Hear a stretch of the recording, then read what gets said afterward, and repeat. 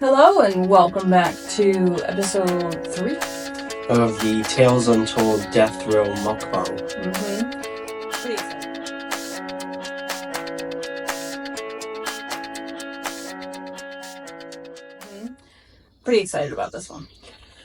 This one, I guess, would be considered a little tamer than the other two, but it's definitely still interesting. It's definitely interesting. I think he might be another one that could have been stopped before he got to the murder part. Yeah, a lot of these people, like from the past, like serial killers, could have been stopped, and that's why I hate the phrase "there were signs." Like, oh yeah. I think I talked about it in the last episode too. I think it was in all of them so far. It was definitely in the first guy. Yeah, John Wayne Gacy. Gacy. Yeah. It's not my thing. So today we have Charles Peace. He was born May 14th, 1832, in England. So we're jumping the pond a little. This one stuck out to us because he had bacon and eggs for his last meal. But he was denied water. Which is why we have this unopened bottle that we get to stare at while eating salty bacon. Yay! Oh, good. Mm-hmm. So he was also nicknamed the Banner Cross Killer and a Master of Disguise. His charges were several burglaries and 2 murders. Mm. The several burglaries is what makes me think that they could have prevented a lot of this by just keeping him in jail. Yeah. Because he just... It wasn't several as in, like 4 or 5. Like, he literally made his living from stealing at one point. And petty theft. He did a lot. Yeah. So he was not...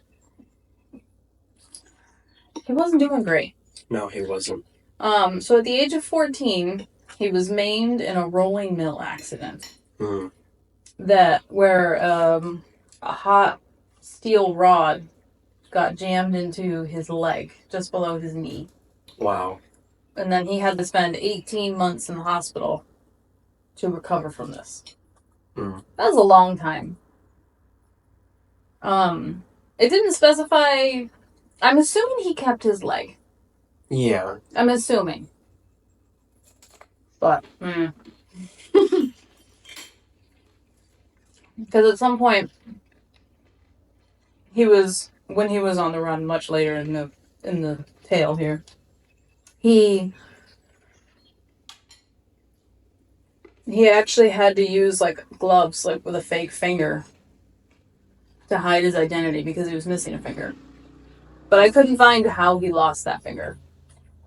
That's crazy that he was missing a finger and nothing happened to his leg. Yeah, so I don't know. I don't know if they're connected.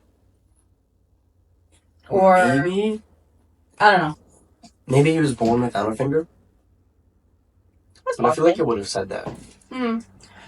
I also feel like if he did end up losing his leg entirely, it would be a lot easier to catch him.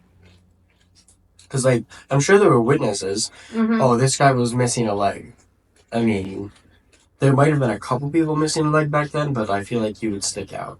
Yeah, it seemed like there were a lot of people that saw that someone was there, but they couldn't see who it was. Mm. So, I even wrote here that incident left him crippled for life, but they did not let that disability stop him from all of his burglaries.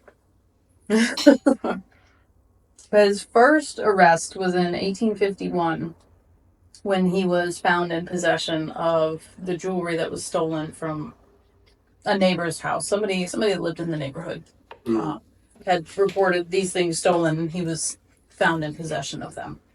But he only spent 1 month in prison for that. For theft, only 1 month? Mm-hmm. I feel like that's a short amount of time. Well, maybe back then it wasn't, but In 1851, he would have been 19. So, maybe, I'm sure it happens all the time. Mm-hmm. This is the Victorian era. People were not doing great. And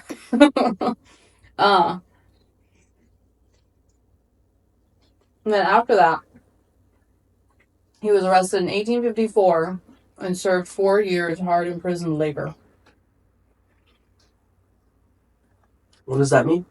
So he was forced to work while in prison. So like ball and chain. He's got the little axe and he's doing hard labor. Well, don't prisoners work nowadays too? Like, no, this was like hard labor. Oh, like think of slavery. That's Mining, yeah. I can't imagine he was assembling toys.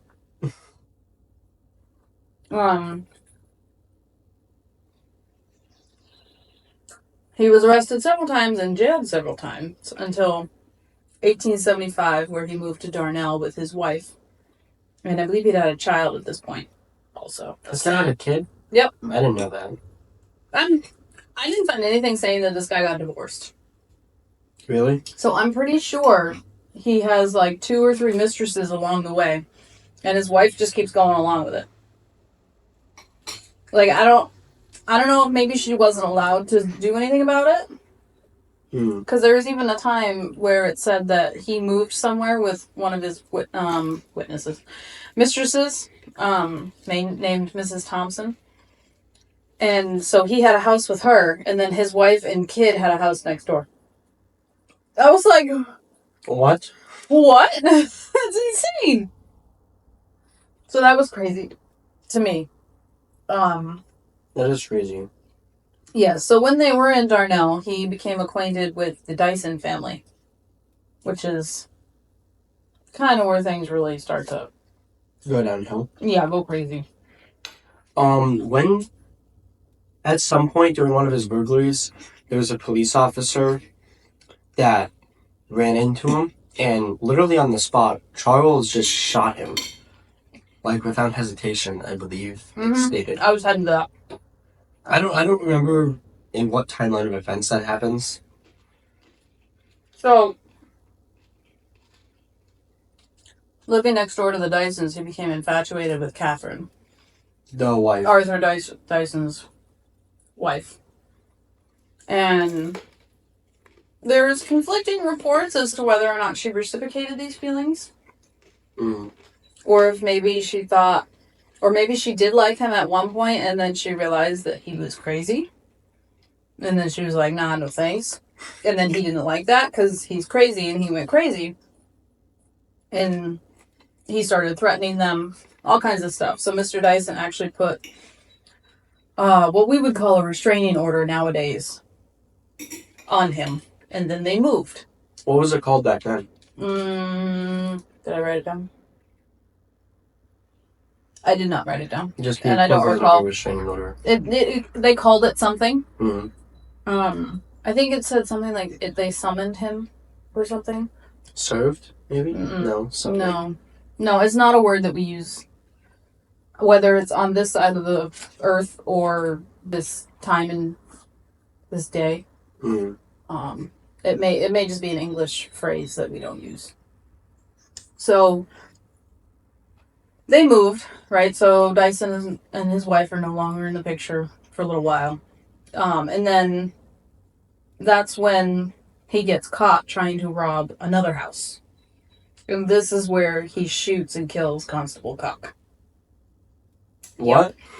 Yes. What does constable mean? I mean, he's a policeman. Oh. I think it's like a rank above a policeman. No, I think it is a policeman. I think it's just a regular policeman. So, my question is, why was he still robbing houses if he was living with a wife and kid? I'm assuming he had some sort of... I'm guessing he was a kleptomaniac before they knew what a kleptomaniac was. Honestly. Because, he obviously would have to be, either if it was him or his wife, be, good to have a house and a child. I mean, life was really different back then. Yeah. You didn't have phone bills. You didn't have car insurance. You didn't have a car bill. You didn't have All most of these the bills bills. that we have now. Electric bill, it wasn't even an electric bill. So, like, you paid for what you lived in and the food you had. So, like... Yeah. And so, but he was also stealing in order to pay for his living. Mm. I think mostly. But then I think he met Mrs. Thompson, who was... Did his wife know about his burglaries? She's really not mentioned at all. Other than the fact that he married her. And they had some kids. And then they were there when he was about to be put to death. Mm. Like, there was not much to be said about her. Which I thought was... weird. Peculiar. Because she also never said anything about how she felt about him having all of these women in his life or all of these burglaries. Like, it didn't say anything about any of that. That's so weird. It is weird. So, the fun fact about him killing this constable is they didn't catch him that day. They only found out after they arrested him later, years later, that it was him that did this. So there was the Hebron. I don't know. I'm going to say Hebron.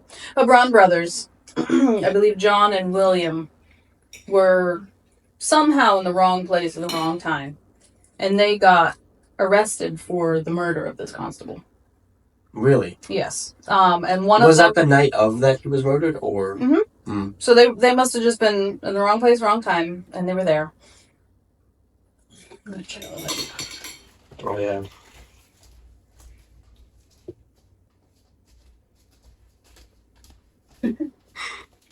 Is that a crumble cookie or is that a... It is. It's really big. It is. So on that night, they both got arrested, but one of the brothers got acquitted because there wasn't enough evidence against him. But the other brother was actually charged with his murder and almost put to death for it. Really? And it wasn't even him. That's so crazy. It's wild. So he ended up having to serve for life. For something he didn't do? Correct. But there's a bit of a happy ending for him later. So, sometime after that, I think probably about a year later, Peace finds Catherine and Arthur Dyson.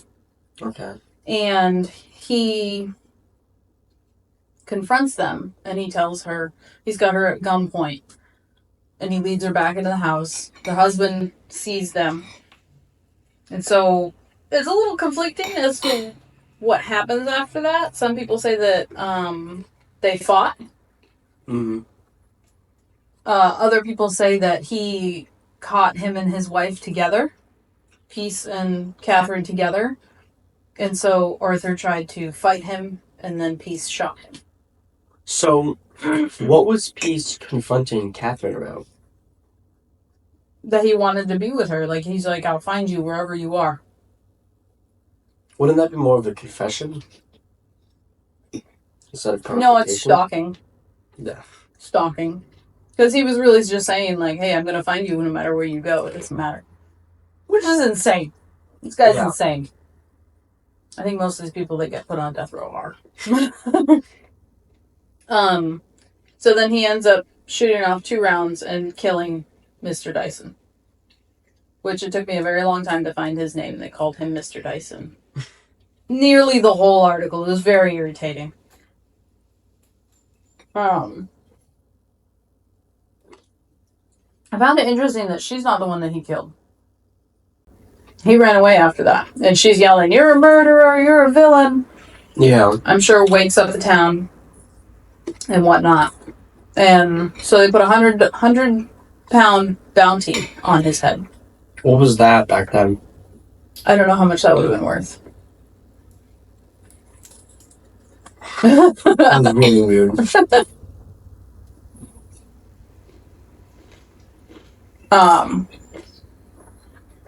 So he ran. And this is kind of where the master of disguise comes in. Where they kept not knowing where he was because he changed what he looked like. I'm sure he had a beard, so he shaved it. I'm sure maybe he had long hair, so he cut it. I doubt he dyed his hair because that's not really a thing. Maybe he put some charcoal in it, made it darker. Was this like a Mission Impossible type of thing? Yeah. He wore the glove so that it hid his missing finger. I'm holding my ring finger as if like I know which one it is. That's the one I'm just assuming. That's the one I assumed too when we were before the episode. Yeah, I have no idea. But then on October 10th, 1878, 2 years later, just about, he was caught by a Constable Robinson. What does that even mean? Another police officer. He was caught. He had shot in the arm. So he got as another police officer. Like the last name? Yes. Okay, that makes more sense. I thought it was another rank above Constable. And I was like, a Robinson rank? Yeah. No, it's the officer's last name. So he got caught at another burglary site. Mm-hmm. And so he fought the constable, and he ended up shooting him in the arm, but the constable was still able to keep him down, I guess. Apprehended? Yeah, keep him apprehended, even though he was injured. So in 1878, he would have been 44? Wow, 46? it took that long?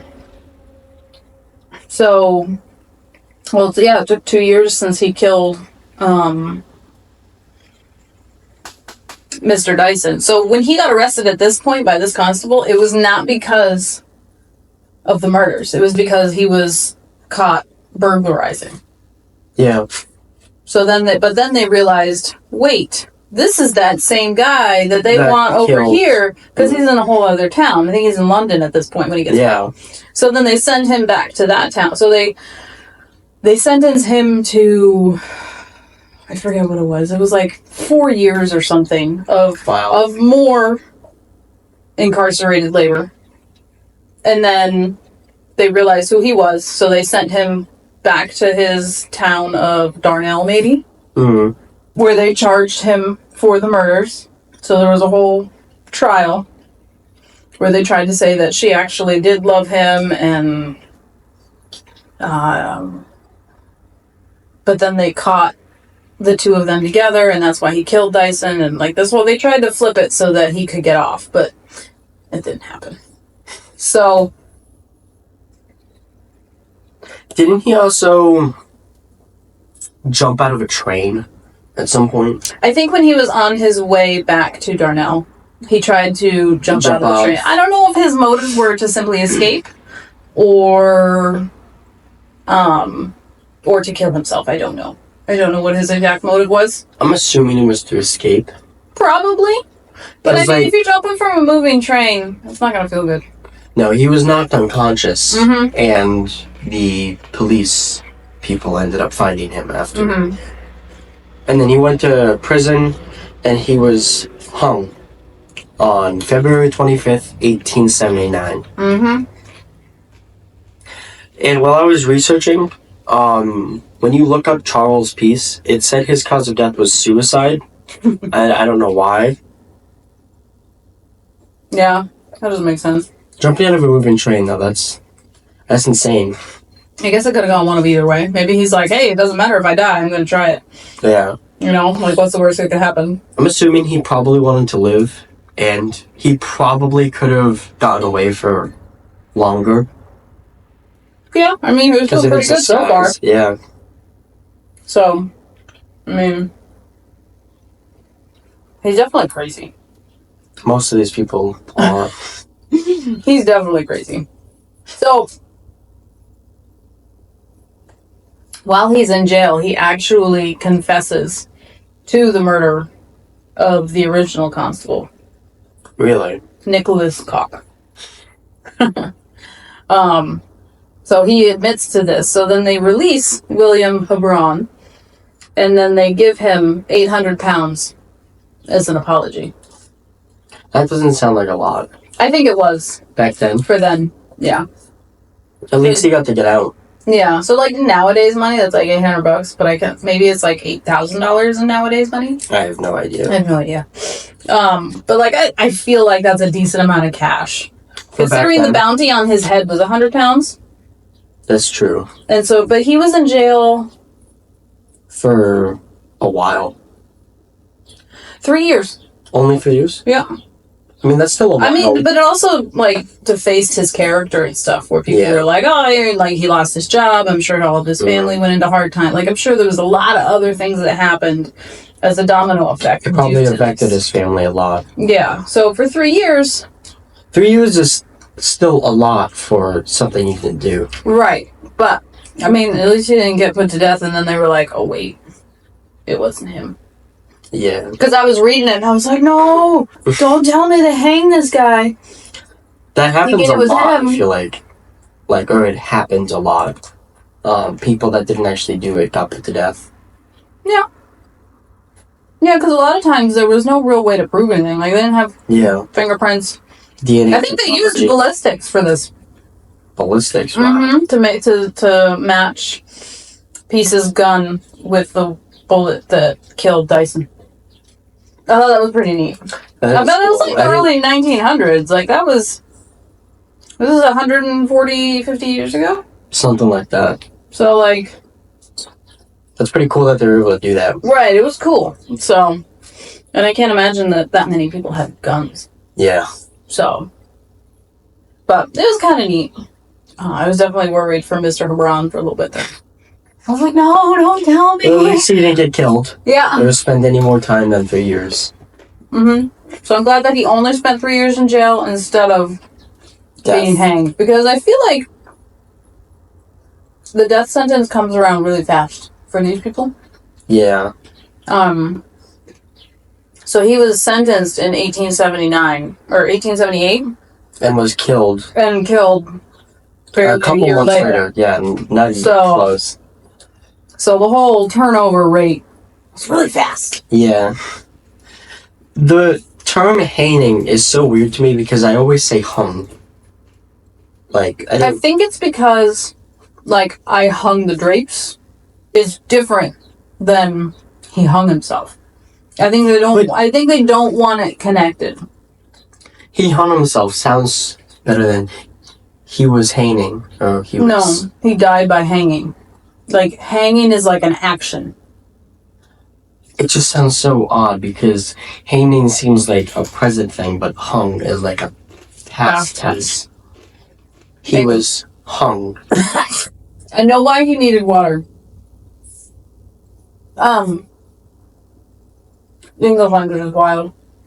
What? The English language is wild. Yeah, it is.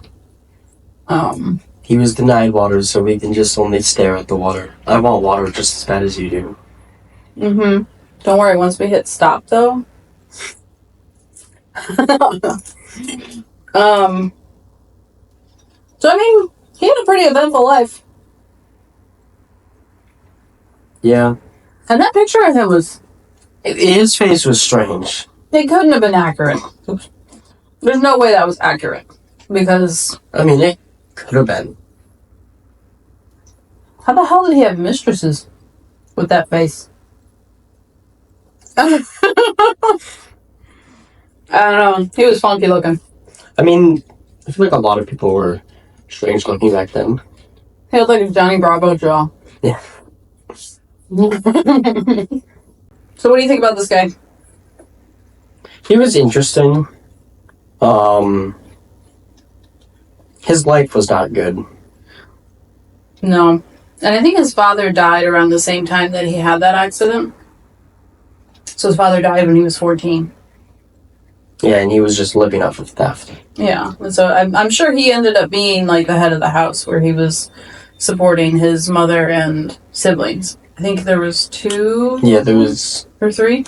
No, I think it was 2. There's 3 total. Yeah, 3, like, including him. I know he had at least a sister, because I think he got arrested with her at one point. Yeah. Her, him, and somebody else.